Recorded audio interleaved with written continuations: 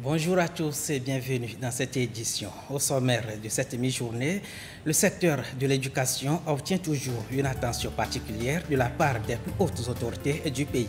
Ces 4 dernières années ont été marquées par la construction et l'équipement de plus de 5000 salles de classe et bien d'autres infrastructures connexes, fruit de la politique de l'éducation de qualité pour tous prônée par le chef de l'État, et c'est assure en début d'édition.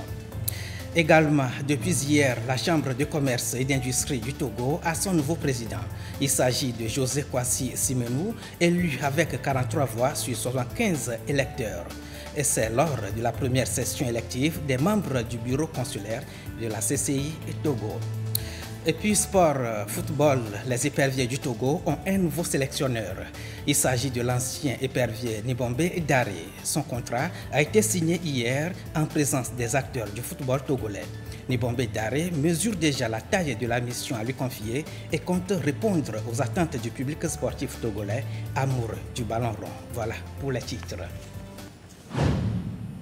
Voici le 13h. L'éducation de qualité pour tous, c'est l'engagement du président de la République fort, Essazona Nyasingbe. Et tous les moyens se conjuguent pour faire de cette ambition du président de la République une réalité au Togo.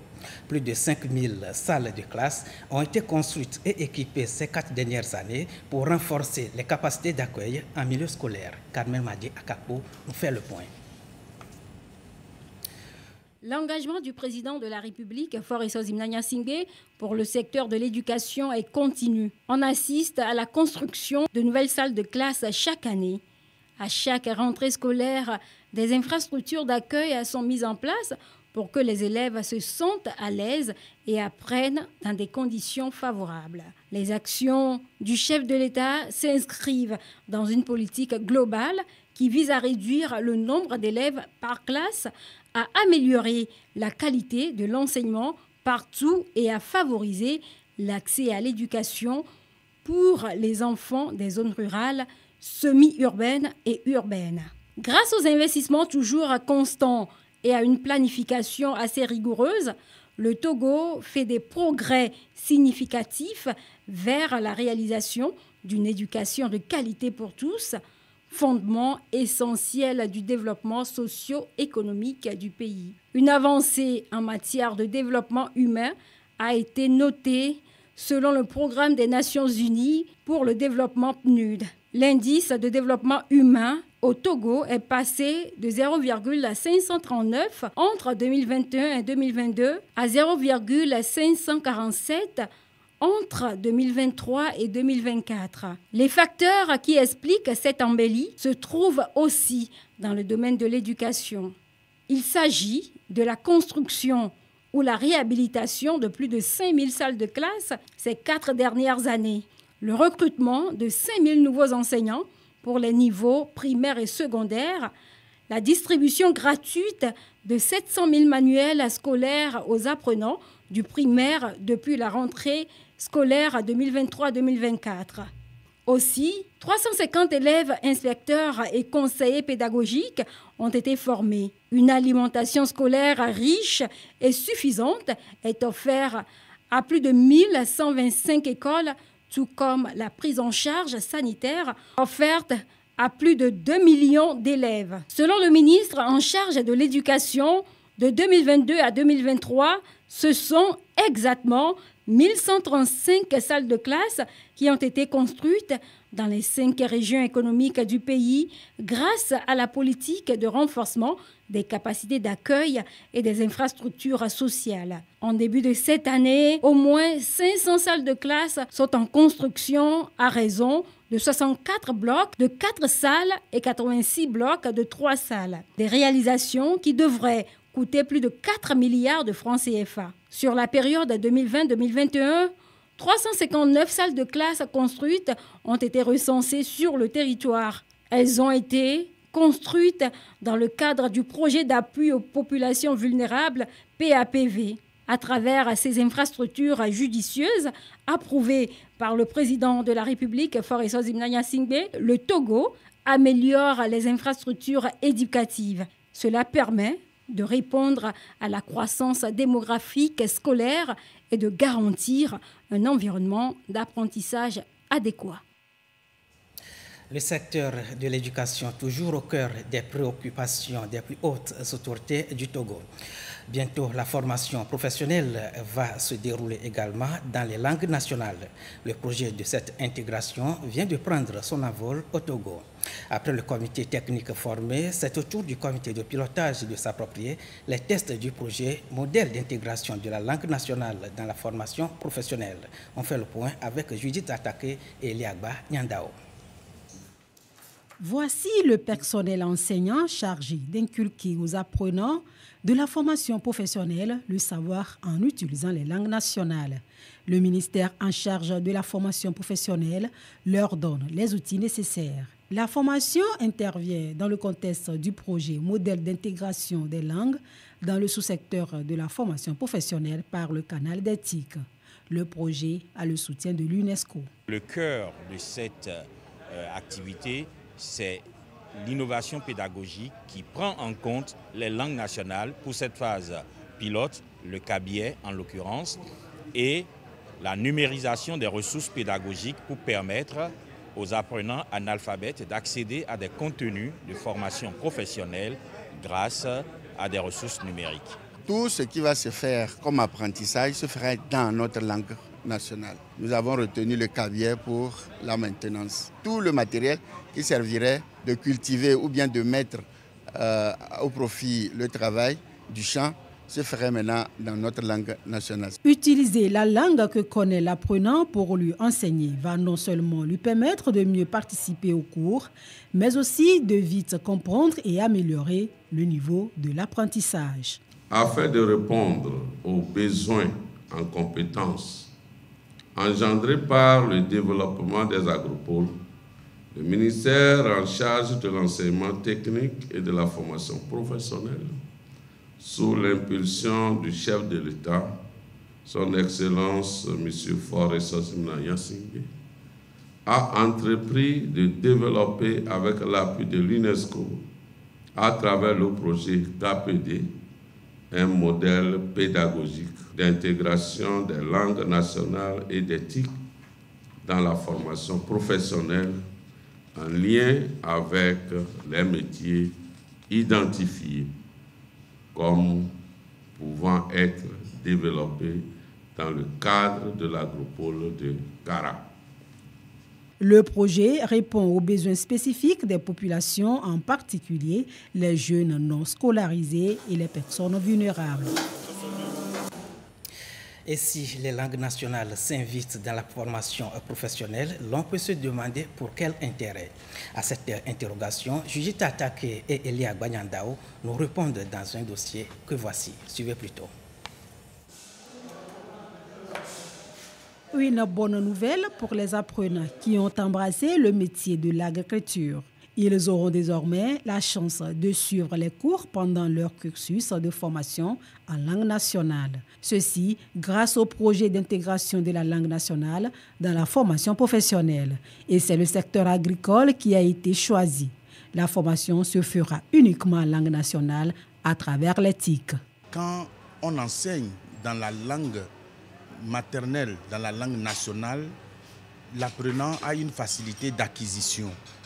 Et donc, en introduisant la langue nationale, c'est aussi une manière d'améliorer la formation pour ceux-là, pour les couches qui n'ont pas eu cette chance d'intégrer le dispositif de formation professionnelle et de leur faciliter vraiment la compréhension et de relever leur niveau et surtout l'acquisition des compétences qui vont être développées à leur endroit.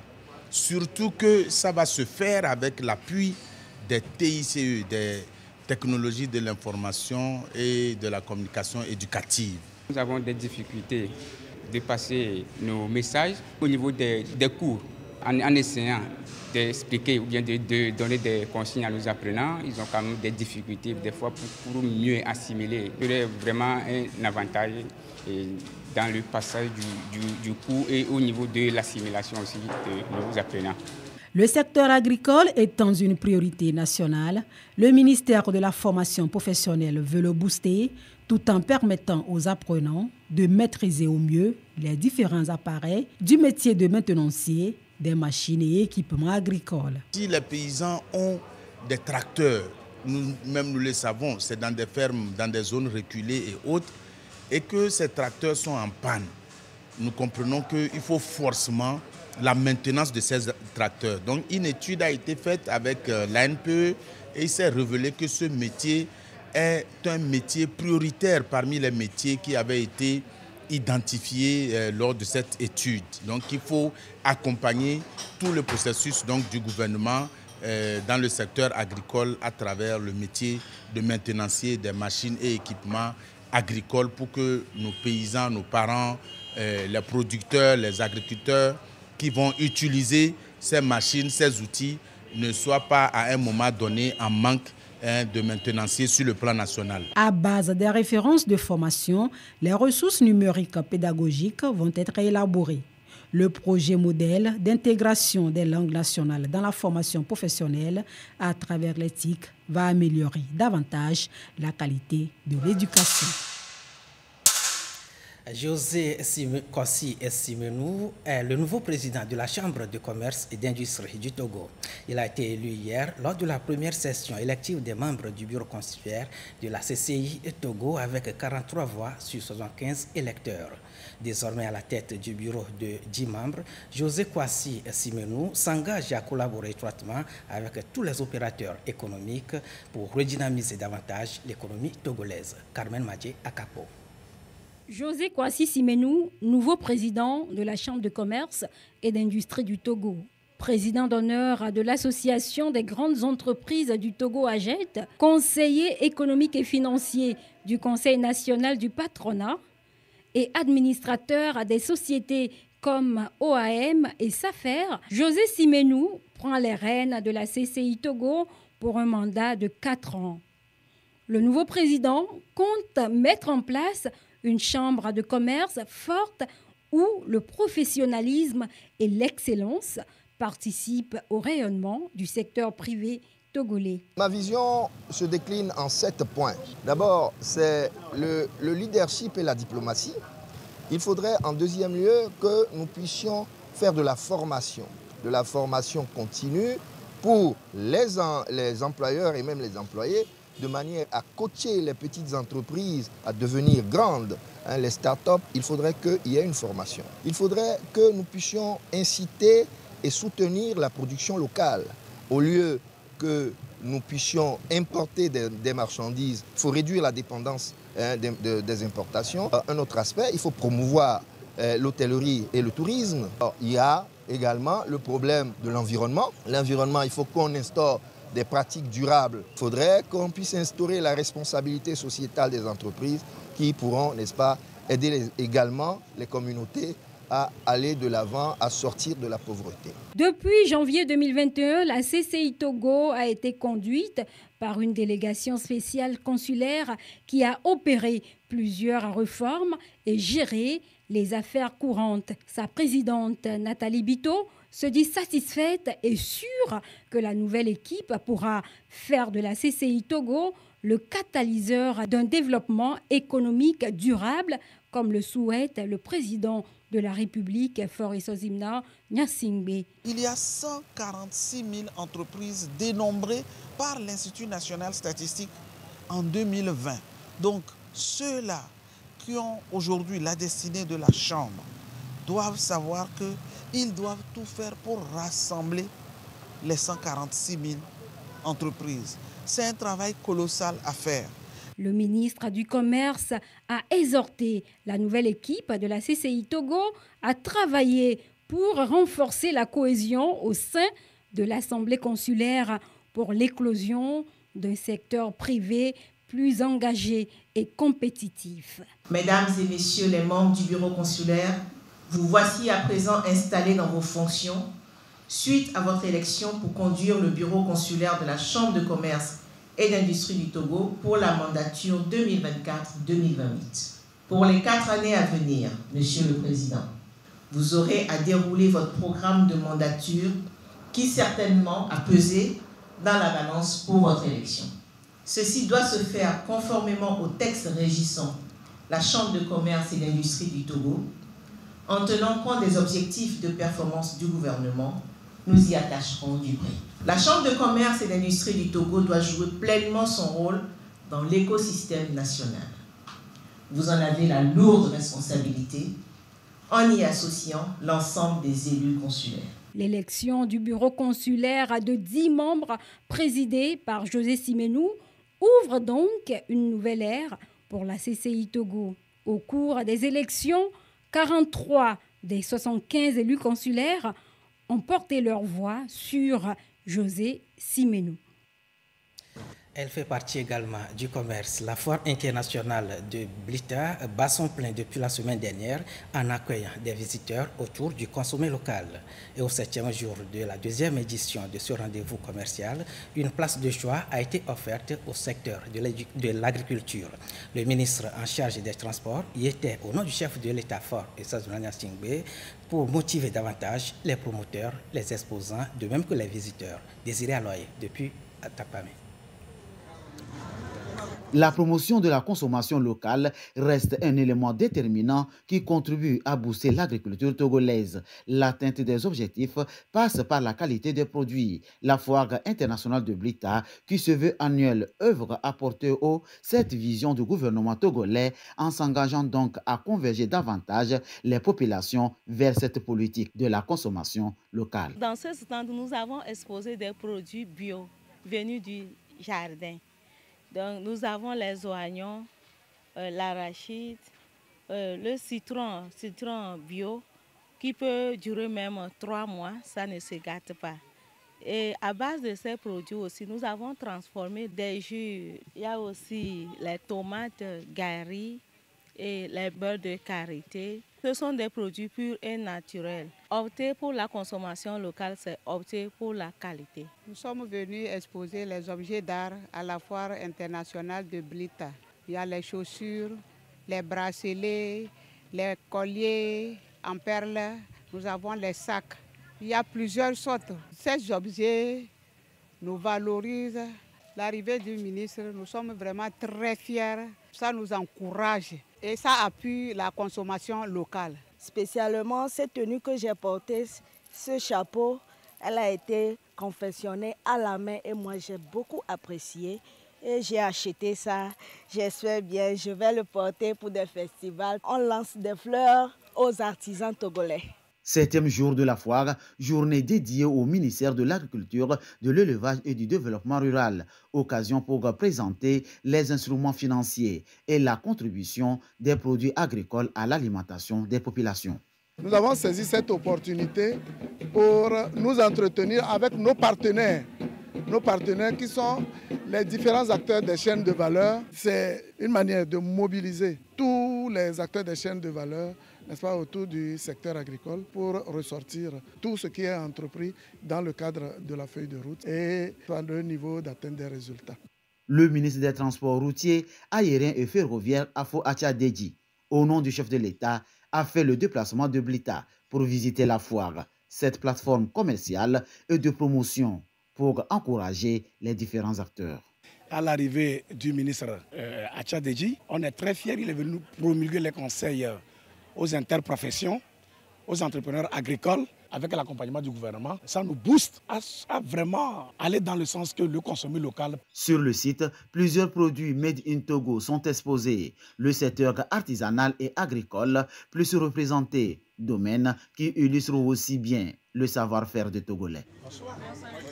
La 2e édition de la foire internationale de Blita qui s'anime du côté de la région centrale, retour à Lomé. Système d'information énergétique informatisé du Togo a été lancé hier. En prélude à ce lancement, une séance de travail de 4 jours avait réuni les fournisseurs des données. Ce nouvel outil vise à mieux répondre aux besoins énergétiques en fournissant l'accès aux données relatives à l'énergie et partant offrir une meilleure compréhension du secteur énergétique aux populations. Nous retrouvons le reportage de Gisèle Kozona. Cette plateforme en ligne a été étudiée et analysée durant 4 jours par les fournisseurs de données en énergie. Elle vient ainsi lancer le système d'information énergétique informatisé dans les pays de la CEDEAO. L'outil va donc faciliter le partage des données et améliorer l'accès des populations à l'énergie. On a voulu former les fournisseurs de données à comment renseigner l'outil pour que vraiment ceux qui sont administrateurs puissent avoir les données, les traiter, les analyser et pouvoir faire les bilans énergétiques. L'avantage pour le pays, c'est que nous n'allons plus perdre les données et que tout le monde peut y accéder et faire l'analyse qu'il veut. Cet outil informatisé offert par la CEDEAO au Togo est un atout majeur pour le pays d'améliorer la gestion des ressources énergétiques. La CEDEAO accompagne le Togo à travers donc la mise à disposition d'un outil de collecte de données qui va permettre à l'ensemble des contributeurs nationaux de pouvoir avoir une aisance de diffusion des données qui seront traitées par le système d'information énergétique du Togo afin de produire des statistiques énergétiques qui vont permettre donc d'avoir une bonne planification énergétique et par ricochet contribuer au développement du système d'information énergétique de la CEDEAO. Le Togo joue un rôle central dans la mise en œuvre de ce projet sous-régional. La ministre déléguée chargée de l'énergie et des mines invite les parties prenantes à en faire un bon usage. Notre ambition est d'assurer un accès universel à des services énergétiques fiables et abordables à tous. Cette priorité au cœur de la feuille de route gouvernementale 2025 s'inscrit pleinement dans les objectifs du programme d'amélioration de la gouvernance du secteur de l'énergie en Afrique de l'Ouest, lancé à Bissau en mars dernier. Le système d'information énergétique SIE-CEDEAO, qui fait partie intégrante de ce programme, nous dote désormais d'un atout majeur pour optimiser notre planification énergétique, contribuant ainsi à l'atteinte de nos objectifs. Concrètement, cet outil permettra notamment de réduire les erreurs de saisie, de raccourcir le temps de traitement et de dématérialiser la collecte de données tout en éliminant la perte d'informations. Ces améliorations se traduiront par une qualité de l'information accrue, essentielle pour une prise de décision éclairée. La mise en œuvre des recommandations issues de cette formation permettra aux acteurs du secteur de l'énergie de mieux gérer le système mis en place. Une utilisation rationnelle de l'énergie sera ainsi garantie. La promotion du tourisme dans l'espace UEMOA était au centre d'une rencontre organisée par le ministère de tutelle hier, toujours à Lomé. L'objectif est de travailler en solidarité pour relever les différents défis auxquels le secteur est confronté dans l'espace UEMOA. Le point des travaux avec Immaculée Baoué Abalo et Kossi Ali, commentaire Elia Banyandao. Le site Sakutamaku, la cascade de Kbime, les parcs animaliers, les forêts. Des sites touristiques potentiels qui doivent être davantage aménagés pour plus d'attractions. Une politique commune du tourisme adoptée depuis 2010 au profit des populations membres de l'UEMOA, dont le Togo. À cette seconde phase d'évaluation du programme régional de développement du tourisme, les différents acteurs du secteur du tourisme échangent pour relever les défis liés à ce secteur. Sous l'impulsion du président de la République, le Togo garde le secteur touristique comme un pilier de son développement économique. Nombreuses actions sont menées pour son essor durable et intégré. Ceci s'est traduit par les nombreux efforts entrepris pour l'amélioration de la qualité et la diversification de l'offre touristique de notre pays, ce qui a valu à notre pays des records reconnus internationalement. Toutefois, nous convenons que comme tous les pays de l'espace, les défis restent à relever au regard des nouveaux enjeux du secteur. Parmi ces défis, nous pouvons relever la nécessité de consentir des investissements soutenus dans les infrastructures touristiques et l'importance de promouvoir un tourisme en phase avec la digitalisation et prenant en compte les défis sécuritaires actuels. C'est d'ailleurs ces défis qui ont motivé le choix des États membres de l'UEMOA de répliquer le Père des Tours après une évaluation, et ce, avec des axes incluant les paradigmes nouveaux. Au Togo, sur plus de 800 sites recensés, près de 300 sont reconnus comme sites potentiels. Et ceux-ci doivent être mis en valeur selon le dit programme pour mobiliser plus de visiteurs. Les membres de la Commission électorale nationale indépendante CENI sont désormais au complet. Dr Koumagnanou Amavi, désigné par son parti politique Union des forces de changement UFC, a prêté serment hier. Il remplace Jean-Claude Achou Romao, décédé le 14 avril dernier. Issa Karouna. Membre au sein de la CENI. À la suite du décès de Romao Achouf Yaofi Agadji, c'est désormais lui qui va siéger à la CENI pour le compte de l'Union des forces de changement UFC. Avant de prendre siège, M. Koumagnanou Amavi formule son serment devant la Cour constitutionnelle. Je jure solennellement de remplir fidèlement et en toute impartialité les fonctions de membre de la CENI. Le serment reçu, le président de la Cour constitutionnelle, professeur Koulibaly Djobo Babakan, a renvoyé le récipiendaire à ses fonctions. Des fonctions que celui-ci s'engage à accomplir avec engagement et probité. C'est l'honneur, mais aussi c'est un engagement. À partir de cette prestation de serment, je vais œuvrer en toute impartialité, avec probité et aussi responsabilité dans cette nouvelle mission que la République vient de me confier. C'est l'occasion ici pour moi de remercier toutes les institutions de la République qui se sont impliquées dans ce processus. Je voudrais aussi remercier toutes les autorités politiques et administratives qui m'ont accompagné, et particulièrement mon parti politique, ma formation politique, l'Union des forces de changement.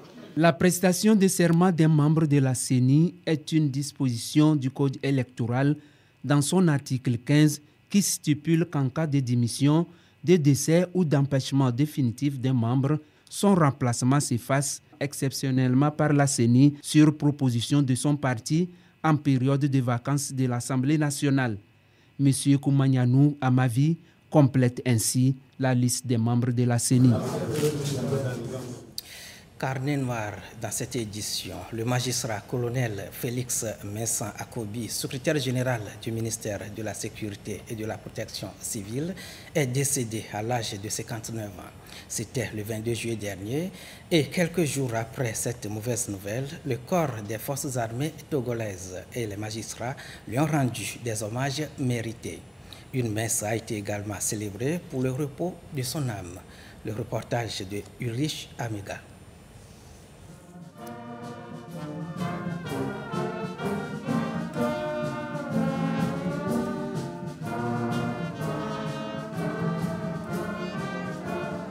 Les trompettes retentissent au son de la musique principale de la police et de la gendarmerie nationale togolaise, signe d'un ultime hommage rendu par les forces de défense et de sécurité à un homme, un serviteur de la nation, le magistrat colonel Félix Messan Akobi.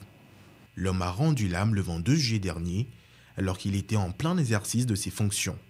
Figure imminente des forces armées togolaises, ceux qui l'ont côtoyé gardent encore des souvenirs.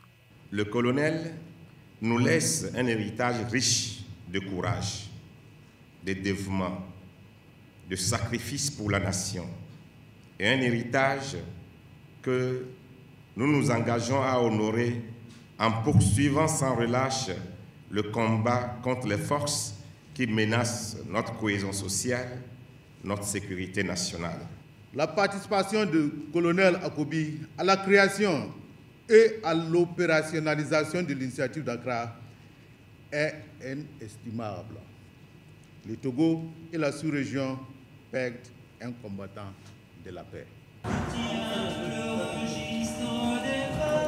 L'émotion était aussi forte que vive dans le rang du Conseil supérieur de la magistrature qui lui rend un dernier hommage. Devant les membres du gouvernement, présidents des institutions de la République, diplomates, personnalités civiles et militaires, familles, amis et proches, les qualités humaines et le dévouement exceptionnel de l'illustre disparu restent marquants. La disparition laisse un vide au sein du corps militaire et judiciaire. Dans une communion d'esprit à l'église catholique Bon Pasteur d'Agoué-Assiyeye, l'église famille, de son côté, a confié l'âme de l'illustre disparu au Père Céleste. Un engagement sans faille au service de la paix et de la sécurité, un sens du devoir, des traits qui caractérisent toute la carrière de l'homme. Pour le gouvernement, le magistrat colonel Félix Messan Akobi était un artisan. grâce à sa contribution, des initiatives majeures telles que la création de l'Agence nationale de protection civile, du Centre d'information policière du Togo et le renforcement du maillage sécuritaire du territoire vire le jour. En 2019, lors de la création du comité interministériel de prévention et de lutte contre l'extrémisme violent, il en fut nommé président. Sous sa direction, le CIPLEV devint une structure clé dans la réponse aux défis sécuritaires modernes. En tant que magistrat, le colonel Akobi joua un rôle crucial dans l'opérationnalisation des juridictions militaires, devenant le premier procureur général près la cour d'appel militaire. Chevalier de l'ordre du Mono, premier magistrat militaire du Togo, il était jusque-là secrétaire général du ministère de la Sécurité et de la Protection civile. Le vaillant combattant s'en est allé à 59 ans, mais son héritage de service et sa loyauté continueront de marquer à jamais les esprits.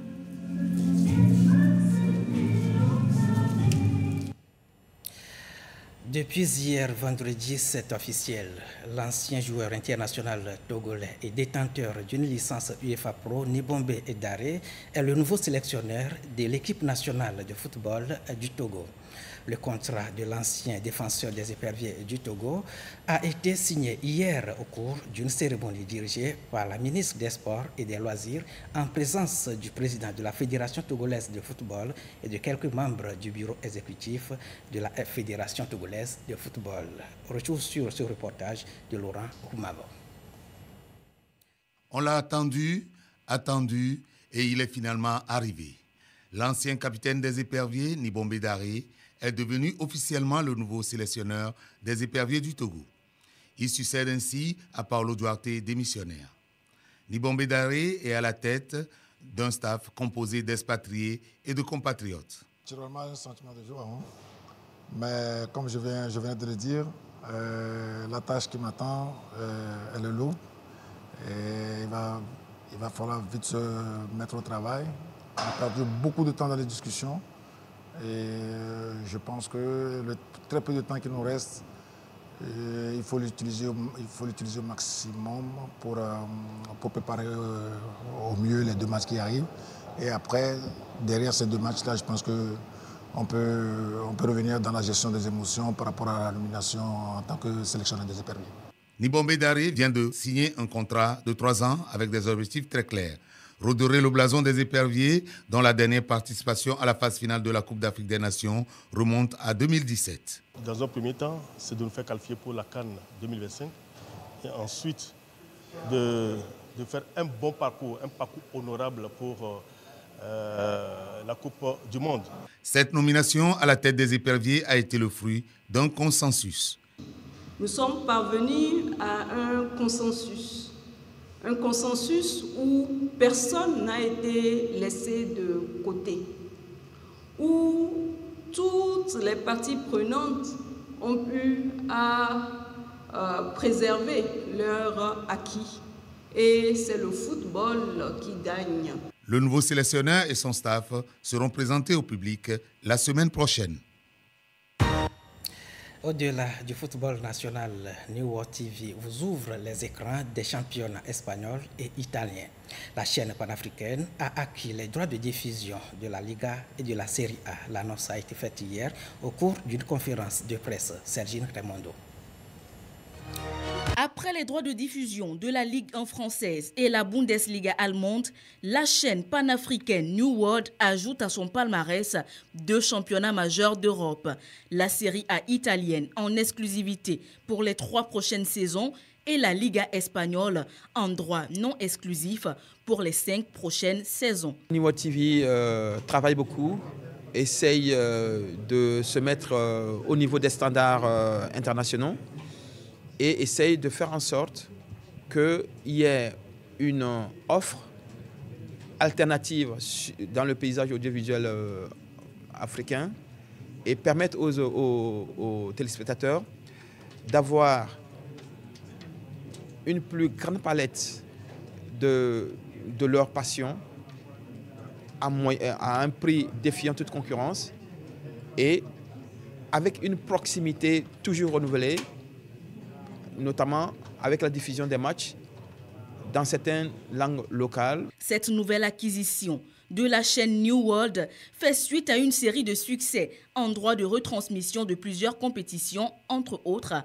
la Coupe du Monde Qatar 2022, la CAN Côte d'Ivoire 2023 et l'Euro 2024. Ce qui renforce ainsi sa position de leader incontesté de la diffusion des compétitions internationales. Nous, ça nous donne du boulot, ça nous donne une analyse spéciale en même temps. On va partager cette passion avec tous les téléspectateurs de New World TV en leur apportant notre connaissance parce qu'on a vécu sur ce terrain et en même temps on apporte une certaine lumière qui va leur permettre de comprendre les phases de jeu et surtout les résultats. Avec les droits de diffusion de la Liga espagnole et la Serie A italienne, New World TV réaffirme son engagement à offrir une programmation diversifiée répondant aux attentes croissantes des téléspectateurs à travers le monde. À présent, les résultats Lotto-Sam du 17 août 2024. Tirage numéro 373. 50, 58, 49, 37, 59. Je reprends. 50, 58, 49, 37, 59. Et ceci referme cette édition. Merci à l'équipe technique de réalisation conduite par Nim Tchala et particulièrement à vous qui l'avez suivi grâce à la télévision togolaise. Bel après-midi à tous sur la première.